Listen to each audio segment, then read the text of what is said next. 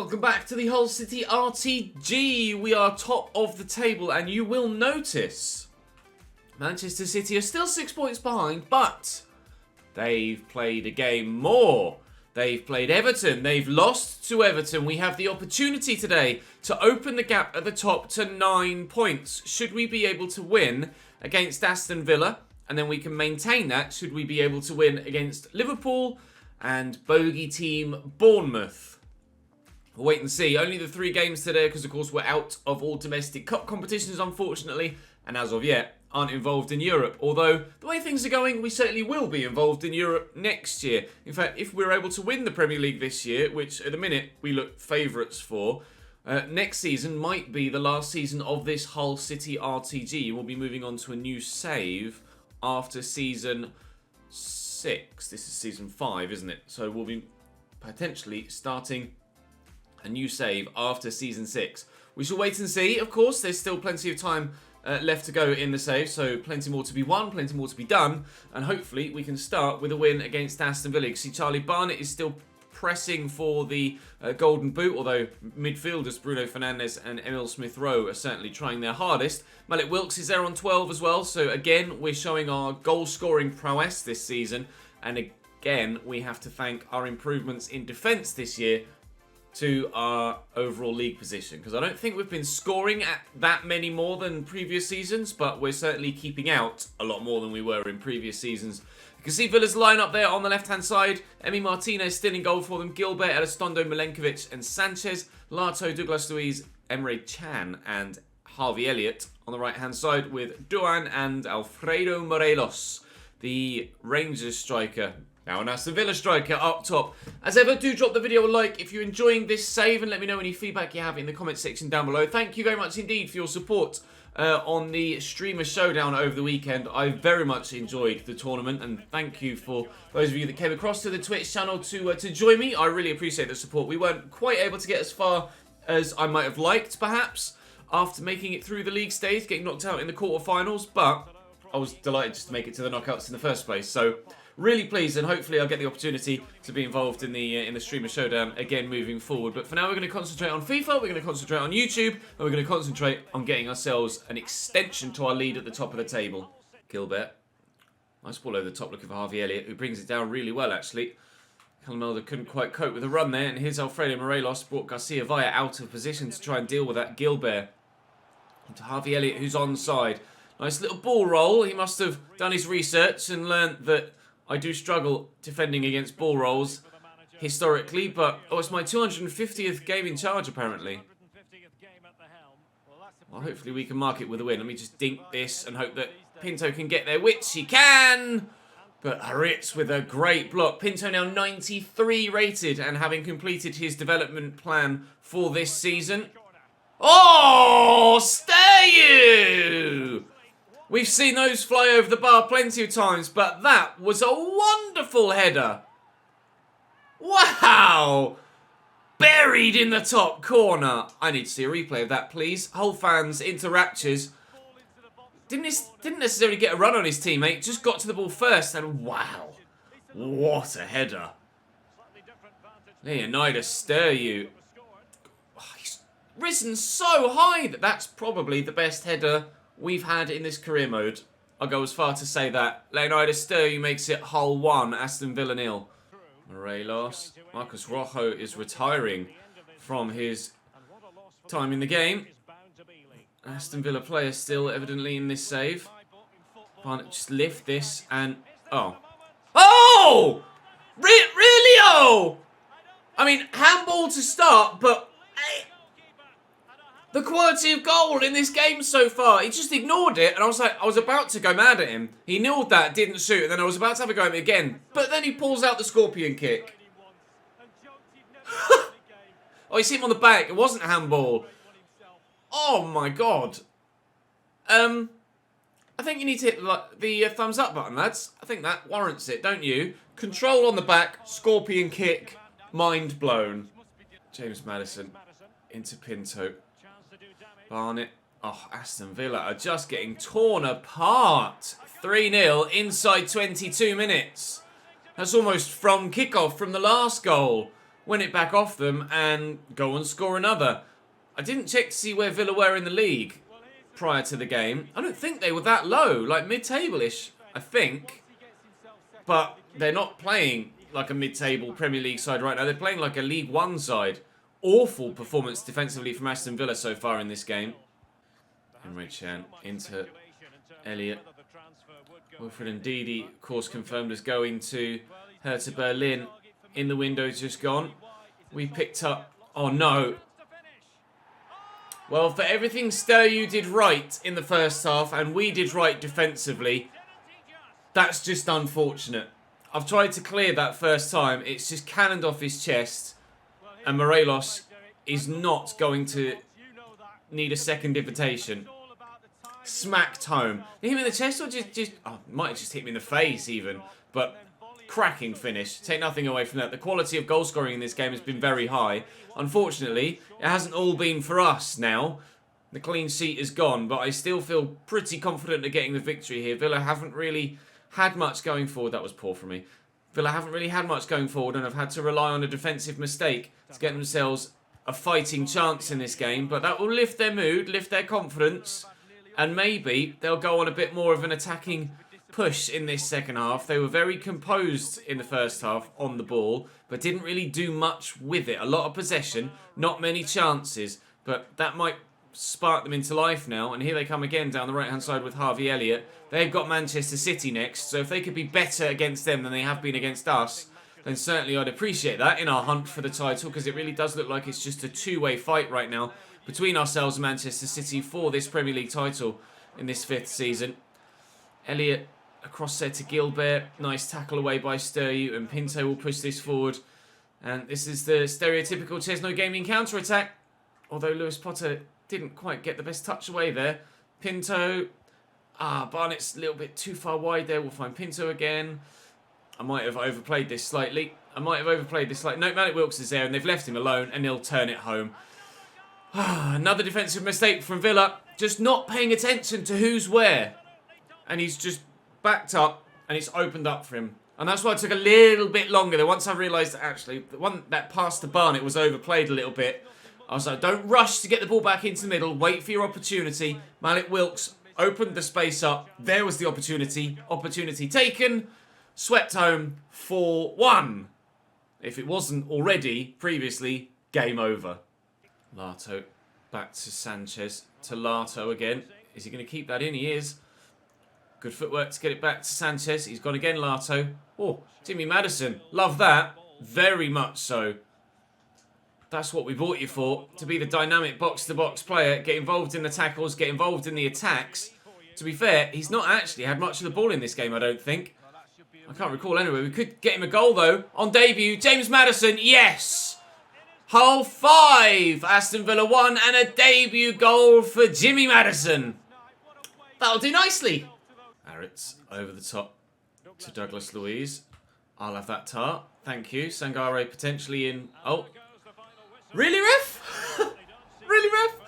Oh, hopefully we don't lose the league title by 1 goal, because I kind of played Charlie Barnett through one-on-one there. Probably wouldn't have gotten to it, but still. Dominated them there. The one shot, they buried it, to be fair to them. 100% completion rate for their strikers. But quite a simple 5-1 win for us. We are 9 points clear at the top of the Premier League table. Oscar Dawley has had his scout report come back. He's 81 rated, and to be fair, looks pretty decent. Certainly someone we could consider signing in a different save. Uriel Antuna, a winger, is just pace and nothing else, apparently.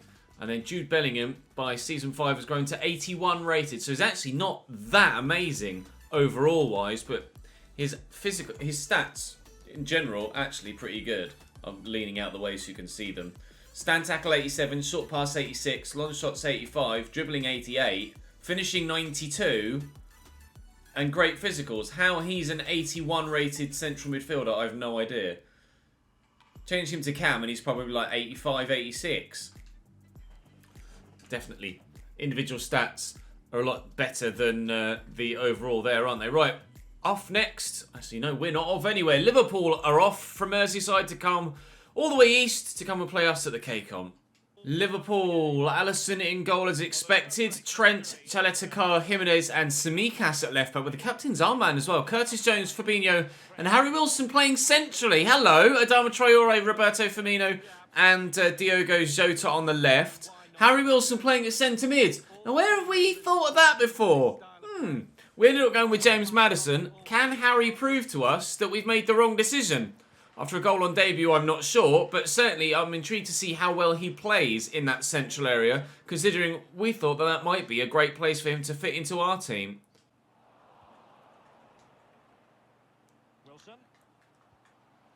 Firmino. Oh, good footwork. Oh, and a space for Adama Traore, and he won't pass that up. Really strong finish from Adama Traore. The footwork from Fabinho, or Firmino even, excellent. And, well, Elder tucked in with the run of Fabinho, as it actually happened.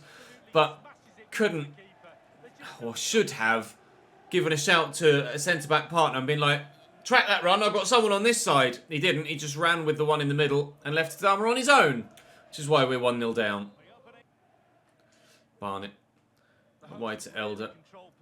Forward into Lewis Potter. We haven't yet opened up Liverpool defensively like we usually do.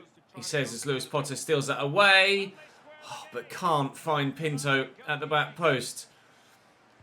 Ordinarily. And it's what sparked the whole... Oh, please, Sangare. Please, Malik. Oh, my God. It's what sparked the whole potentially uploading some FM on the channel conversation when we last played Liverpool.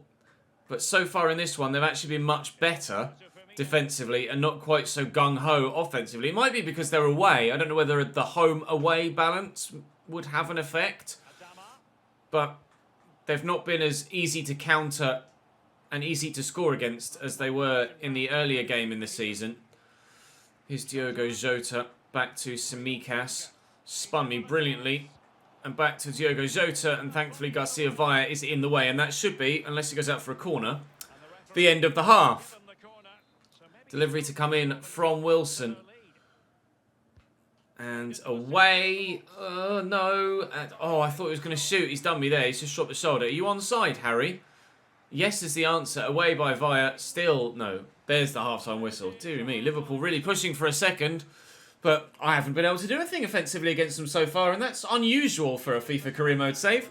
They've taken Harry Wilson off at half-time and brought on Saul. Obviously a more defence-minded player. Still probably arguably a box-to-box player, but a bit more defence-minded and should, in theory, help Liverpool firm up with their 1-0 lead. Certainly, Alisson performing in between the sticks will help them keep their 1-0 lead as well. That's an excellent run by Charlie Barnett and a very good hit. And just getting fingertips to it, the Brazilian. Pinto delivers the corner. Can we see a header from Sterling like we did earlier on? No. Lewis Potter. Fabinho gets in the way. Pinto just needs to pass this off. And can I send Wilkes through that gap? No is the answer. Still, though, starting this second half on the front foot. And we're going to need to be on the front foot for the whole half if we're to get ourselves back in this game. He's kept that in. He's kept that in. Oh, my God. Oh, I was convinced that was going out of play. I put my controller down. I was so convinced that was going out of play to go and check a notification on my PC. Whoops. Liverpool 2, Hull City 0. Tsimikas had no right to get to that and keep it in, and has done wonderfully to do so, and then delivers a gorgeous cross, and Firmino just smacks it home. Right. 2-0. Sangare. Forward to Barnett. Into Wallace. Off the bench for Maddison, who was running low on stamina. Pinto back to Wallace. Turns well. Sangare's there. Wilkes is there. That's where the ball was supposed to go. Barnett's here. And Avanti's played. No! I just broke free from the defender. Oh, and it's probably too far out to really have a shot. It is.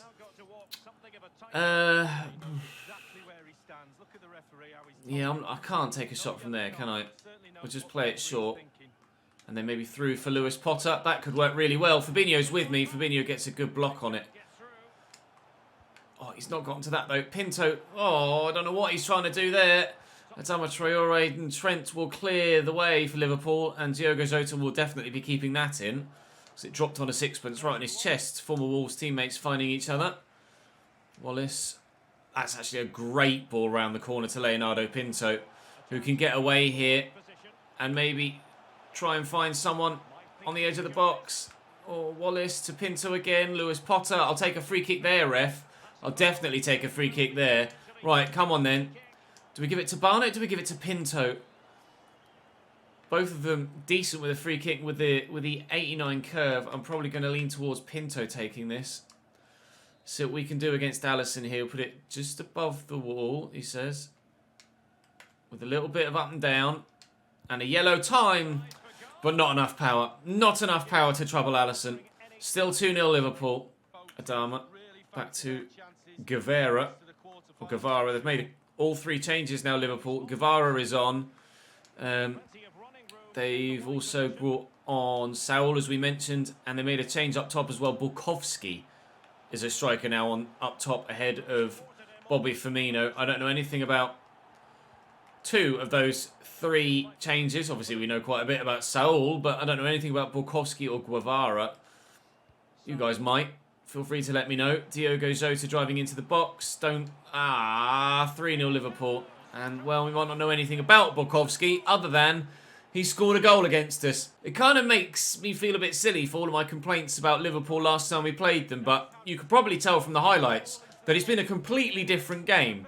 They've been a lot more solid defensively and a lot better tactically to avoid those just easy counterattacks. I don't really know why in the other games, because it's not like the last one was a one-off, why in the other games against them, and Man City do it as well, why they're so bad when they can be this good.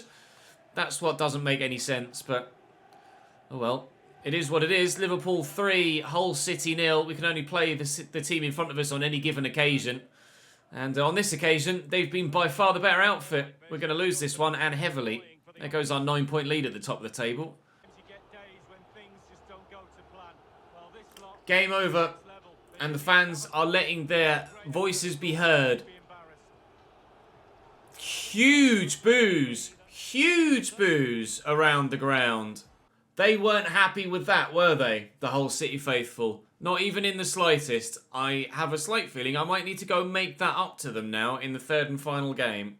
Well then, bogey team Bournemouth. David Raya in goal. Stacey El Yamik, Badiashile, Simakan and Lloyd Kelly. Nola Scowen and Philip Billing with Jesper Karlsson, Iñaki Williams and Danuma Grunewald reinstated to their starting lineup. Kelechi on the bench, Jefferson Lerma there too, Dom Solanke available if needed. I want to beat Bournemouth. I always want to beat Bournemouth, and I very, very, very rarely do, because they're my bogey team. But after losing heavily to Liverpool, I certainly want to bounce back from that with a win and not slump to 2 defeats from 3 in the month of February. Barnett's in here. Drop the shoulder. Whip it. Great block by Peru. Unfortunately, no opening goal for us. Billing forward to Danuma Grunewald. The left-back Kelly is pushed a long way forward and is looked to be found here and is found. And Kelly smacks the post. Teammates might be aggrieved that he didn't pull that back to them. 2 of them in the middle there waiting for it, but he'll be desperately disheartened that he wasn't. Giving them the 1-0 lead there. Not necessarily started well here against Bournemouth, have we? I don't want to give the home fans another reason to boo these players. They certainly don't deserve it after the season they're having. And I'm actually a little bit disappointed in them for booing in the first place against Liverpool. Like, you're allowed one dodgy game. We're now 1-0 up against Bournemouth, and hopefully that will shut the booers up. We lead. Here's Peru.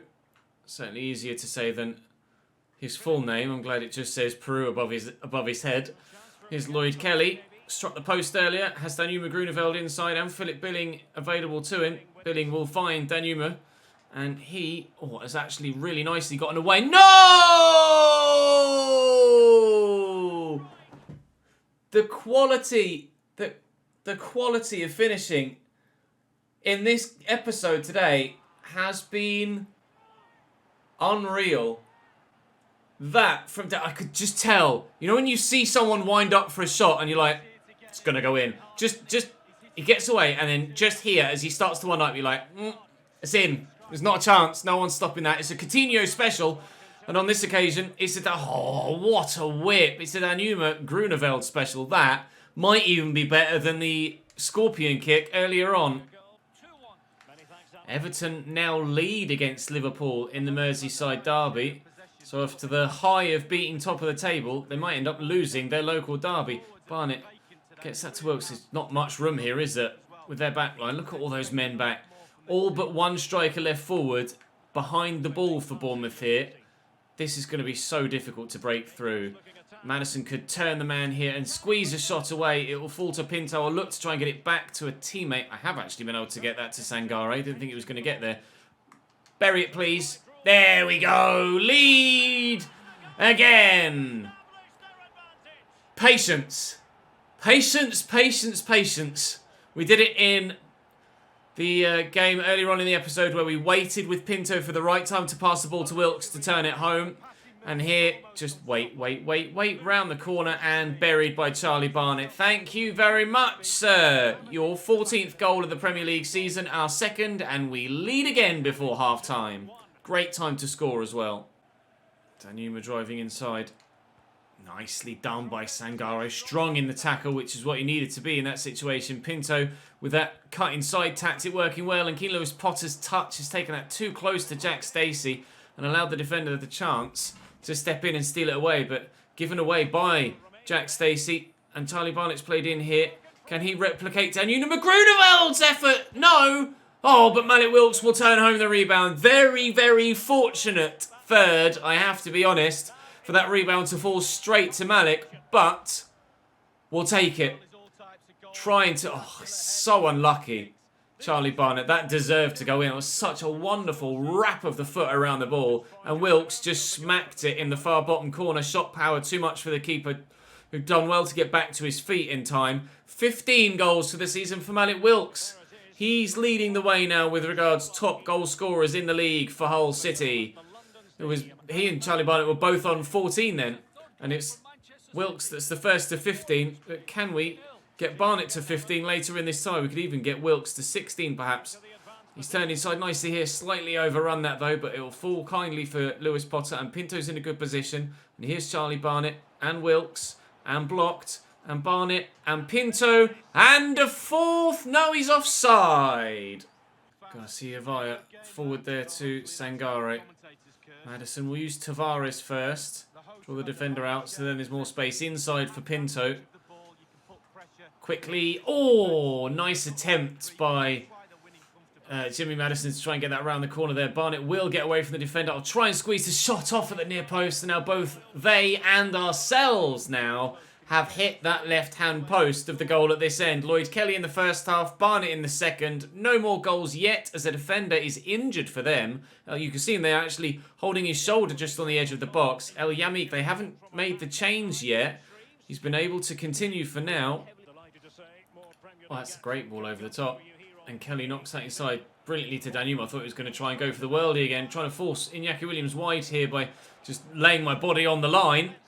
Can't shoot if there's a body on the floor in front of you. And it worked on this occasion. It won't work every time. And occasionally I've tried that and the attacker's just walked around me and then buried it in the back of the net. So it's not a foolproof method. But on this occasion it works. And with just 6 minutes to go and Bournemouth going backwards and sideways, it doesn't look like they're going to get themselves back in this game. Oh, Liverpool have equalised against Everton. It's 3-3 in the game at Goodison Park now. Danuma's in again and... Brilliant save by Galazzi to... Oh, that was supposed to go to the other guy. No! Oh, Galazzi doing his best to ensure that only one is in that Bournemouth column. Jefferson Lerma out to Danuma Grunewald. They're pushing here late on, but it's not going to be enough now with the time remaining, even if they do score, to get anything else other than a 3-2 defeat from the game. And Kelly's literally just walked off the pitch with the ball. So that will do me... all kinds of favours, thank you very much. And we'll take our 3 points. And you can go back to the South Coast with nothing in return. And we might even make it 4. I'll look for him on the back post. Ah, couldn't quite find him. Never mind. 3-1 against Bournemouth. We will take it, especially on the back of the defeat against Liverpool that I'm still quite frustrated about, to be honest. But 6 from a possible 9 in the month of February, and we'll be happy enough with that. Manchester City beat West Ham by 3-0, so presuming they won their game on the previous match day, which they didn't, they only drew, the gap is down to 8, but not 6, as we feared it may be. Leonidas Steyu up to 87, which is fantastic. I'll have to go in here to get rid of that then. There we go, thank you very much.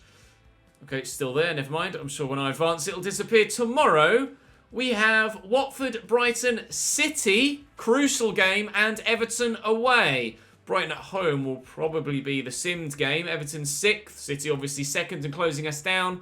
We tomorrow, by the end of the episode, could be, if we beat City and go well in the other games, all but confirmed champions. That will be all for today's episode, guys. Thank you very much for watching. Hopefully you enjoyed. The quality of finishing in this episode really was very good indeed from both myself and the opposition. I'll see you tomorrow.